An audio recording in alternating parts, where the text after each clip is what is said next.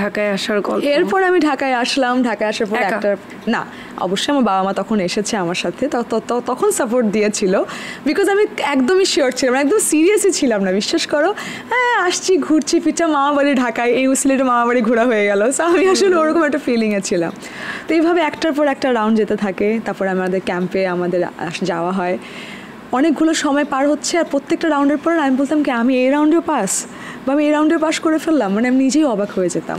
তখন কি বাবার কাছ থেকে তার ওয়াইজডামগুলো নেওয়া হতো?